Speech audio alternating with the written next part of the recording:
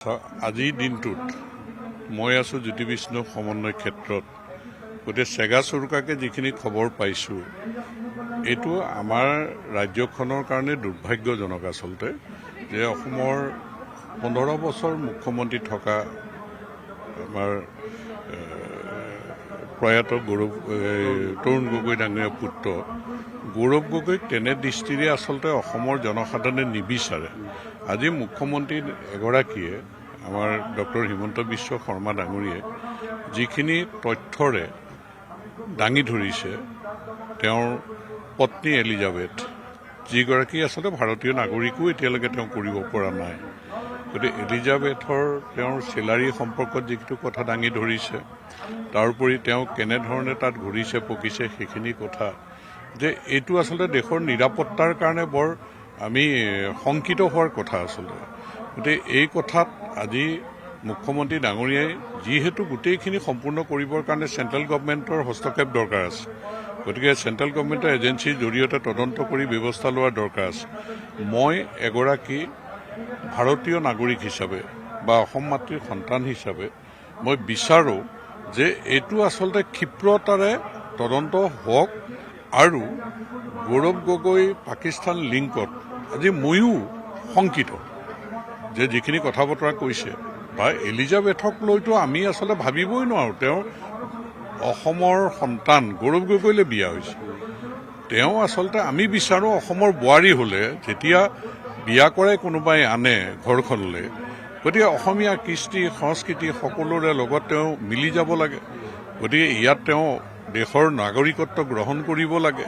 গতিকে তেওঁ আনকি সন্তান দুটিৰ ক্ষেত্ৰতো যিখিনি কথা হৈ আছে আচলতে তৰুণ গগৈ বোৱাৰী তৰুণ গগৈ নাতিনী এই সম্পৰ্কত অসমৰ মানুহে তৰুণ গগৈ এই কথাবিলাক তৰুণ গগৈ নামত যেন এটা তেওঁলোকে কলংক সানিলে তেনেকুৱা অসমৰ মানুহে ভাবে। কাৰণ তৰুণ গগৈৰ সন্তানটো তেনেকুৱা হোৱাটো কেতিয়াও নিবিচাৰে আৰু দেশৰ নিৰাপত্তাৰ প্ৰতি ভাবুকিৰ সৃষ্টি কৰা এই কথা বতৰাবিলাক মুখ্যমন্ত্ৰী ডাঙৰীয়াই যিকেইটা কথা বতৰা কৈছে এইখিনি আৰু বাকী কথাখিনি যিহেতু চেণ্ট্ৰেল গভৰ্ণমেণ্টে ষ্টেট গভৰ্ণমেণ্টে এটা সীমা আছে, লিমিট ক্ৰছ কৰিব নোৱাৰে। এতিয়া চেণ্ট্ৰেল গভৰ্ণমেণ্টে এই কথাখিনি যিহেতু ষ্টেট গভৰ্ণমেণ্টে দিয়াৰ পিছত তেওঁলোকে তদন্ত কৰিব। মই ভাবোঁ যে জলঙাৰ মেকুৰী খুব সোনকালে ওলাই পৰিব আৰু গৌৰৱ গগৈ এনে কথা প্ৰমাণিত হোৱাৰ লগে লগে এক দৃষ্টান্তমূলক শাস্তি নিশ্চয় পাব। কাৰণ এই পাকিস্তানে আমাক কিমান ক্ষতি কৰিছে, দেশ স্বাধীন হোৱাৰ পৰা দিনৰ পৰা কিমান ক্ষতি কৰিছে। এই পাকিস্তানৰ হাতত দেশৰ কিমান মানুহৰ মৃত্যু হৈছে, পাকিস্তানৰ সন্ত্ৰাসবাদীৰ হাতত, পাকিস্তানৰ নাগৰিকৰ হাতত, আমাৰ জিন্তু গগৈকে ধৰি কিমান আমাৰ অসম মাতৃৰ সন্তানৰ মৃত্যু হৈছে। গতিকে এই কথাটোত আমি সকলোৱে বিচাৰোঁ যে এইটো উচিত তদন্তৰে চেণ্ট্ৰেল গভৰ্ণমেণ্টে জৰুৰীভাৱে ব্যৱস্থা গ্ৰহণ কৰাৰ প্ৰয়োজন আছে আৰু এইটো নহ'লে আমাৰ নিৰাপত্তাৰ প্ৰতি যিহেতু ভাবুকি আহিছে পৰিকল্পিত ষড়যন্ত্ৰৰে অসমখনক এনেও দুৰ্বল কৰিবলৈ যে বাংলাদেশ বৰ্ডাৰত আমি আছোঁ, ভূটান বৰ্ডাৰত আমি আছোঁ, চাইনা বৰ্ডাৰত আমি আছোঁ, আমি কিমান আচলতে ভাবুকিৰ মাজত আমি আছোঁ। গতিকে বাংলাদেশৰ লগত এতিয়া পাকিস্তানৰ সম্পৰ্ক কেনেকুৱা, কেনেধৰণে তেওঁলোকে অসমৰ ক্ষতি কৰিব পাৰে এই কথা বতৰাবিলাক যদি ঘৰ বিভীষণ থাকে তেতিয়াহ'লেতো আমি কেনেকৈ ইয়াত শংকামুক্ত পৰিৱেশত ইয়াত আমি থাকিম, কেনেকৈ নিৰ্ভয়ে ইয়াত থাকিম। আৰু ডেপুটি লিডাৰ আমাৰ দেশৰ পাৰ্লিয়ামেণ্টৰ ডেপুটি লিডাৰ গৌৰৱ গগৈ ডাঙৰীয়া। গতিকে কংগ্ৰেছ দলে আচলতে এই কথাবিলাকত তেওঁৰ নামত যিহেতু এটা সন্দেহৰ আঙুলি টোৱাইছে, তেওঁ সন্দেহমুক্ত নহয়।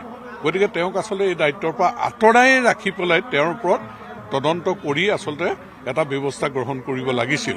আমি শংকিত যে গৌৰৱ গগৈ এই পদবীত থাকি তেওঁ আমাৰ দেশৰ নিৰাপত্তাৰ প্ৰতি ক্ষতি কৰিব বুলি আমি শংকিত আৰু আমি বিচাৰোঁ যে গৌৰৱ গগৈৰ ওপৰত তদন্ত কৰি অতি সোনকালে ব্যৱস্থা গ্ৰহণ কৰিব লাগে। আপুনি বিচৰা বাতৰি পাব কেৱল নিউজ 18 এপত। নিউজ 18 এপ ডাউনলোড কৰিবলৈ স্কেন কৰক এই QR কোড। গুগল প্লে ষ্টৰতো পাব এই নিউজ 18 এপ।